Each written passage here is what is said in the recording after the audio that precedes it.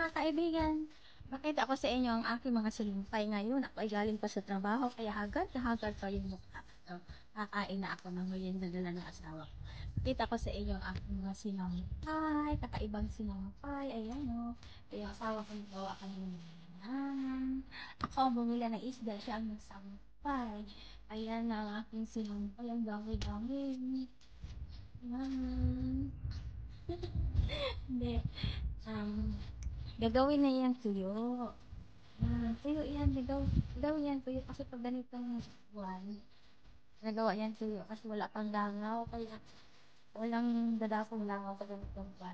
Sinasampay yan sa malamig, titigas din yan, kaya pag natuyo, ano yan, nagiging fried fish. Kaloka. Hindi, totoo nga.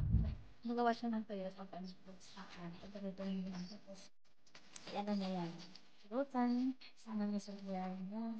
Yan ang laki ng tao. Ayan. Overnight lang yung binabag sa asin niya. O, diba? Ayan, parang tingnan. Yan ang may share ko sa iyo ngayon.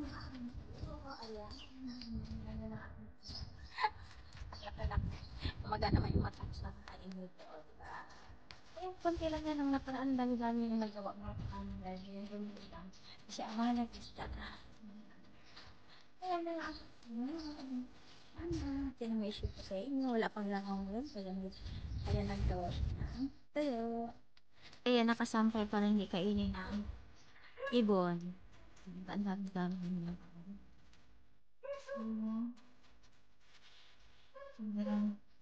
Isda parang si ano, parang ang mga sinampay ko.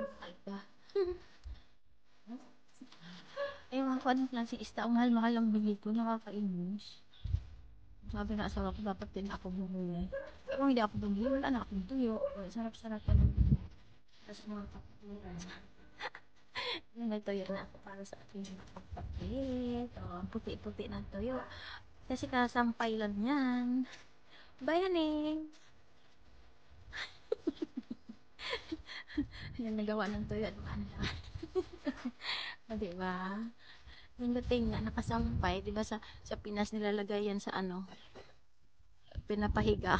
Kasi kinakain ng ano, mga ibon.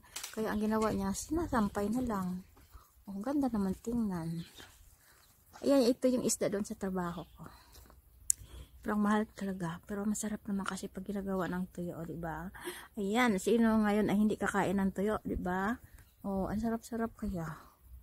Lahat tayong mga Pinoy, paborito natin. Hindi kasi ito, ano, kumakain yung mga Spanish.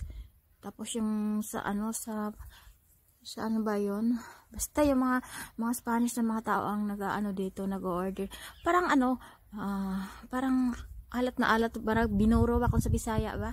Yun ang ginagawa doon sa ano, sa pabrika na pinagtrabahoan ko. Tapos ayun, mabinta yan. Kumakain yung mga Espanyol.